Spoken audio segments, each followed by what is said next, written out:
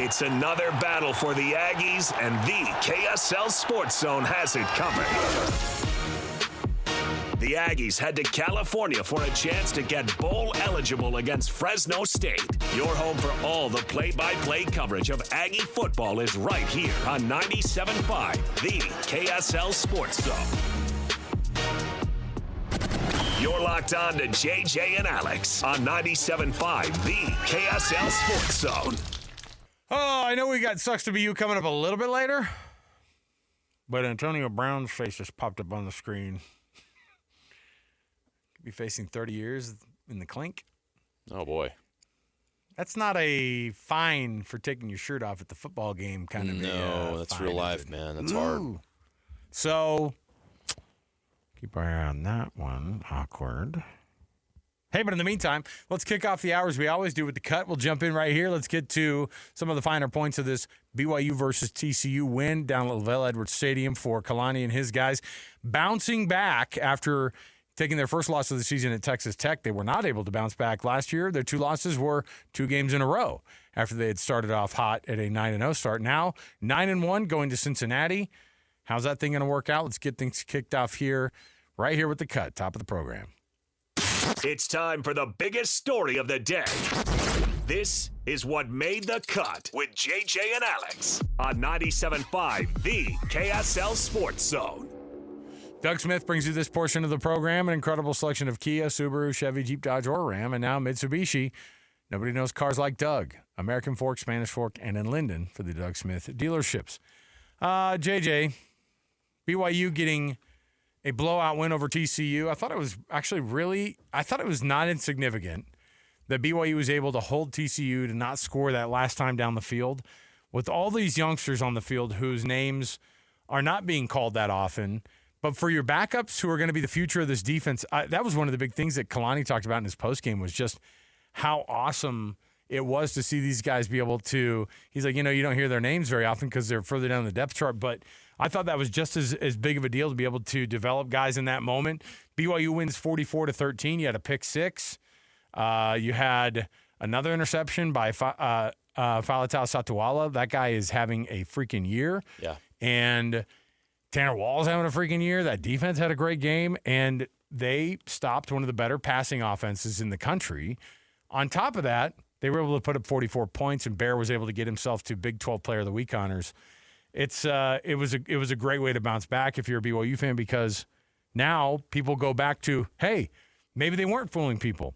Beating TCU, even though they're according to Heather Dinich, a 4-loss TCU team. Oh, yuck. Oh, Can't believe that they blew them out. Ugh. They should have won by 50. Yeah, not as impressive. Not good enough. Not as impressive. However, I did also see a thing that she wrote up this week, too. She was like, well, with Utah beating Cincinnati 45-14, BYU better have at least that good of a performance to show the playoff committee that they're serious. And I was like, oh, my gosh, what are we doing? You're asking them to go to Cincinnati and to win 45-14? It's a little bit of a tall order. Essentially, yeah, that's exactly what they're doing. But, honestly, from a standpoint, let's say they go in there and they win 28-17, 28-21. They'll drop. No, they won't. Yes, they will. All right. Especially if Utah beats Kansas State like 51-14 or something like that, and BYU There's no wins way that by a touchdown. They will not leapfrog BYU in the rankings. Is that what you're saying? They're right next to each other. I know, but they're a one-loss BYU team and having the head-to-head with Utah. I'm not saying should. You're a crazy person, but I know, but I'm not that crazy. No. I'm not saying that. You're going full ESPN on us. I'm not saying that. I'm not going full Heather Dinich. I'd never go full Heather Dinich. You never go full Dinich. You never, ever go full Heather Dinich. Okay? ESPN does not sign my checks. I will not do what the ESPN bosses want me to do to enhance their TV ratings and revenue. No, BYU should not fall behind them. But what's the logic going on right here, right now? Why did BYU fall 5 spots? I'm not over it. Because I think it's a joke.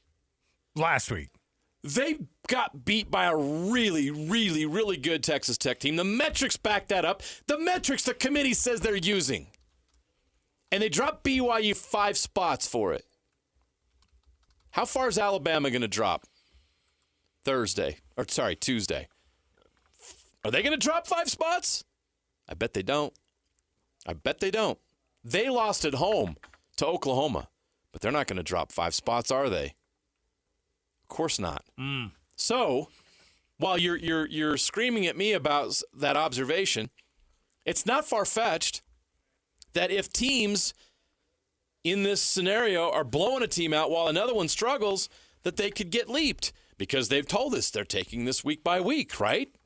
So if BYU struggles at Cincinnati and Utah boat races another team, what's stopping them from doing that? Even though BYU has 1 loss, Utah has 2, and BYU beat Utah. That's how little trust I have in the committee to get this right. And that's how little trust I have that ESPN isn't influencing this situation. Try to get as many SEC teams in as possible. What's closer to reality, by the way? The AP poll has Texas at 17. I don't think we'll see Texas further. I think we'll see Texas at 13, right behind Utah and BYU, right? They're not going to drop them down to 17. No way. That's what I'm saying is like. They lost to Georgia. Right. It wouldn't surprise me if they didn't move Texas. They just stay right there. We need to wait and see what if they beat Texas A&M the last week of the season. That would be a massive win over an undefeated Texas A&M. So until we see that, we can't move them down too far because there's a potential for them to win a big game, even though they haven't won a big game yet. Who's Texas beat? What's the big win for them? Oklahoma. That's what they'll say. Well, they beat Oklahoma. Okay. And Oklahoma's a 2-loss team themselves. Correct. So how many 2-loss teams? You got Alabama, Notre Dame, Oklahoma, all in front of BYU and Utah. Right. You have 2-loss teams ahead of a 1-loss BYU team. Yeah. BYU. This is not a G5 BYU. This is not independent BYU. This is Big 12, Power 4 BYU. I think people do see that. I think people think that. It's hard to shake that brand and to try to get them to think, oh, yeah, Power 4 team. They know in their head, intellectually, they know they're in the Big 12. But it's hard to turn that corner on the perception of what this team is, which is, they're kind of like Boise State. That is definitely a conversation we've had with people over the years. Oh, yeah, they're kind of like Boise. They're like Boise State. They recruit better than everybody else kind of in that area. And they're doing great for where they're at, which is like the ultimate kick in the teeth. You guys are like really hot, but like for where you live. Like Canada hot. You're like, what? Excuse you? All right. I've got some sound for you. How about Kalani Sitake talking about the offensive focus that they had going into this to this week, taking on TCU, about getting not just that identity back, but getting the freshman quarterback Bear Bachmeier to feel a lot more comfortable. I felt like it was just good to let Bear throw the ball, and you don't always have to max pro for him. I think let the tackles block. We threw the ball in a lot of different ways, play action, but also we're able to just do some drop back pass. Just open the playbook. Just let us do our thing and mix in the run too, but I felt like we were just trying to do whatever to get points on the board. First downs, that's a lot of first downs, and so good to put it all together and then taking care of the football. I was really pleased with how our offense did that, but felt like that's what we're capable of doing. We just got to keep the momentum going and get into next week. JJ, one of the things that I think was interesting in that game was BYU, the defense showing up the way that it did. TCU, who's been putting up numbers on offense, they get held to 1 touchdown, a couple field goals. Here's what Kalani said about that. And by the way, I'm sitting in the room while he's making these comments. He does get a little bit of a smile on his face when he talks about this defense. Here's what he said. I thought defensively, Jay Hill and the defensive staff did an amazing job prepping for this game, and then the players just executed everything that we asked them to. And they were able to get some chunk yardage. I think on the run game, they were trying to force the run, but it got to the point where they were too far behind to catch up. So we knew that we could make it hard on them, to at least limit the big plays. I thought overall, defensively, great game plan. I was fired up about the Fadley's interception because Tausili got some pressure. That's what we brought him here to do, to get some pressure, and he had a really good game, and we just got to get him on the field. And Newsy and all those guys done a great job. So we used a bunch of guys. It's just nice to see them coming along and giving them opportunities to make plays. I was fired up for the entire defense on that. I think one of the bigger storylines too, JJ, was the fact that LJ Martin looked healthy, but he also looked not scared. Does that mean to think that he kind of ran scared against Texas Tech? Well, and it may have been. There's obvious reasons for that with the injury. Right. It may have been that he was still kind of. He looked himself. Trepidatious, kind of going into that Texas Tech game on top of the fact. Himself. He even said in the postgame, he's like, it didn't help that they were such a good team on defense. Like, you get a little bit of intimidation going on, and you're not 100% confident when you're not feeling great. But what's great is that I think he's healthy now. And by the way, big chunk yards, running the guy. The running game, the Bear Bachmeier run game came back again. They picked and chose great times to be able to bust it out, not just in times of desperation and trying to figure some things out. But he found some of his big targets. I think just as we talked about this in the post game too, Napolis, you and Christian and I. It was such a big deal to bring Carson Ryan back into the conversation as well. That 43-yard touchdown was huge. They used him in a different way they've been using him, and that was big time too because that's another wrinkle that I think a lot of offenses go, oh gosh, and we got to account for number 20 too. Yeah, and he talked about the defense. I have some numbers here that really back up just how good BYU was on Saturday on defense because I thought that was the most important thing. It's going to poke a lot of holes in the narrative about BYU's competition and what they're doing right now. TCU's 12th in the country in passing yards. Yeah. 291 per game. Yep. They held TCU below 200 yards passing, which is insane. Yeah. 183. Couple picks, too. 183, 2 interceptions, and 0 touchdown passes. Josh Hoover's numbers, 10 of 23. For 183, no touchdowns, 2 interceptions. They held him below 50% passing. He averages, his completion percentage this season is 62.4 in conference play. In conference play, that's not just so that takes out some of the cupcakes that they played. Yep. This is conference play, 62%. He was in the 40 percentile in passing your completion percentage. They averaged 30 points per game, does TCU. 30. They scored 13. Mm-hmm. That BYU defense was elite on Saturday and shut down an otherwise explosive team with a very good quarterback. One of the top, I'd say, 20 quarterbacks in the country. Right. He doesn't look like it now, and no one's talking about him right now because BYU just made him look like he wasn't very good. It's not the case. BYU's defense is that good, and they proved it on Saturday night. BYU in total defense right now, after that performance, is ranked 25th in the country. Their scoring defense is 13th. They're tied for 13th with Alabama on the scoring defensive side of things. So Utah's number 10 overall in scoring defense, BYU 13th.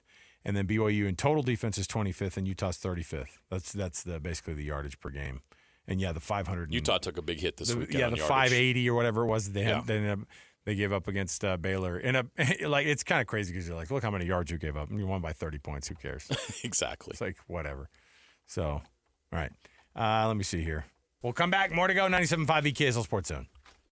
You know what's coming. Your daily deep dive into everything Utah Jazz. It's time. All season long and even in the off season. It's Jazz Daily with JJ and Alex on your exclusive home of Utah Jazz basketball. 97.5 the KSL Sports Zone. Welcome back, everybody. JJ and Alex, 97.5 EKSL Sports Zone. Alex, Kirry, Jeremiah, Jensen, thanks for being with us on a Monday. Mondays are so much fun. We get to get together and jam over a weekend of sports that were, and there were a lot this weekend to be able to get together on today with JJ and myself. Nominate the Youth Sports Volunteer that you know for the Hercules Hero of the Week. Submit that nomination at kslsports.com/contest. Listen every Thursday afternoon to our program, and we'll give you a winner every week. Help us celebrate the efforts of those volunteers who do a great job with the youth sports in their area with the Hercules Hero of the Week program, sponsored by the folks at Hercules First Federal Credit Union and Beehive Meals, both from whom they will win a prize. So there you go. Jazz Daily, you heard the music on the way in here. JJ, great job, Jazz. Keep winning? Wait. What are we doing here? I'm really excited. Wait. What are we doing here? Why is Lauri having all these 30-plus point games? Listen, how come I look at the standings? How come Keyonte's like having the best year of his career? When did Keyonte George decide to be a top-level NBA point guard? Where do you think? Okay, so like in terms What's of going on jump, here? This is not how this year is supposed to go. This looks too good. 47 last night. This team's winning games. 47 last night for Lauri, right? 47 points, 33 for Keyonte, including that game winner in overtime. What was cool was it's right over here across the street at Delta Center on a Sunday that's not, Sundays aren't the most popular games to get to, obviously here in the state of Utah, but they pack out this place now. I mean, and there's no option. There's no, it used to be the NBA's like Sure, we won't have as many home games for you guys. The Now fact it's that like people won't show up to Sunday events here in Utah is a myth. it's a myth, but also now that the hockey team is also in the same building, there's no like you get what you get, right? That's the schedule's going to have to be what it is. 150 for the second time in 6 days, right? In 5 days. Two of the highest scoring games in franchise history have happened in the last week. And I mean, 16 apiece from Sensabaugh and Collier, right? Ace Bailey, the one game in the last few that he didn't have a 20-point game, he didn't have a particularly good night, but he also only played 10 minutes. Yeah. Right? Isn't that what it was? His per minute average was pretty good. But it's an awesome thing. Look, and the Bulls aren't a phenomenal team, but what they are is a 500 team. They're winning ball games more than they're losing them. And I don't know. I don't know what to think right now because I really like what they're doing. And Will Hardy's got to be pleased, except for the defensive side of things, obviously, because they've had some bad quarters. I mean, last week when they played the Hawks and they gave up 80 in the first half, they end up losing that game by it was like 132, 122, whatever it was, but 80 points in the first half. Yeah. Never fun. But we knew that because Walker Kessler's out. Yeah, Walker Kessler is out. There's no way this team is currently constituted. It's going to be a great defensive team with Walker Kessler out. What I think Will Hardy does want to see is effort on the part of the guys that are actually there to at least try. And that happens sometimes. Yeah, I just wondered. But if you can score 150 a game, you can get away with it. Yeah, not bad. My question is does all of this, because right now Lauri Markkanen, I don't know what the league averages are, but he's had a 51-point game, a 47-point game, a 40-point game, a 35-point game, a 32-point game. So out of the Jazz's first 12 games, 5 or 6 of them have been an average. If you just take those 5 games, the average is 39.8 points a game for Lauri Markkanen. I got a stat for you. It's going to blow you away. Let me hear it. Who are the top 5 scorers in the league right now? Luka Doncic is number 1. Your MVP. 34.4 points per game. Not bad. Giannis, number 2, 32.6. Shai Gilgeous-Alexander, NBA champion, 32.6. Last year's MVP. Yeah. Tyrese Maxey, number 4, at 32 points. Not really a surprise, though, if you've been watching Tyrese Maxey. He's the new guy. He's now a star. Yeah. He's going to be an all-star. Number 5, Lauri Markkanen for the season, 30.6. And then you look at a smaller sample size of what he's done recently, and the average goes even higher. The Jazz have a top 5 scorer in the league on their roster right now. And I'm going to do it. If the playoffs started today, yeah, baby, let's go. Where would the Jazz be if the playoffs started today? They'd be in the play-in game. Number 10 overall right now in the West at 5-8. Ahead of a team like the Clippers. Tell me the pick implication stuff that needs to happen. Yeah, well that's not good. Yeah. Or you don't like it? Oh, you don't want to talk about it. Under those circumstances, Fine. yes, the top pick would convey. But we don't know that until the lottery happens. Because the Jazz, if they miss the playoffs, even if with a decent record, they'd still be in the lottery. Yeah. But if the lottery they fall 9th or lower in the lottery, then they would have to give that pick to Oklahoma City. Now, are there any elite players available in this upcoming draft from 9 to 30? I mean, I'd have to get a draft expert in here and tell us what they'd be missing out on if they have to convey that pick. But this team's good enough right now that you're going to have that conversation about what would happen if they have to convey that pick, because this team is not the Washington Wizards. This is not the Brooklyn Nets. This is not the New Orleans Pelicans. The Sacramento Kings are 3-11 right now. The Dallas Mavericks, who won the lottery and have Cooper Flagg, are 4-10. The Clippers are 4-9. No, the Utah Jazz are at 5-8 right now, and they would be in the play-in mix. We'll see how it all plays out later. Obviously, that's getting way ahead of ourselves. But early on in the season, the way the Jazz are trending right now, I mean, what is Keyonte going to get worse? Yeah. No, this is a great story. No, he won't. But Keyonte's amazing. He hit a game winner last night in overtime. Are you not entertained? This is what you want as a fan. Lauri Markkanen should be an all-star. Lauri Markkanen right now, yeah, he'd be an all-star. In top 5 in scoring, should be an all-star. Did you expect either of those two things to happen before the season started? That Keyonte George would be getting 30-plus points in games and hitting game winners and playing elite point guard play in this league? Would you expect Lauri Markkanen to get back to that? Probably not. That's where they're at right now.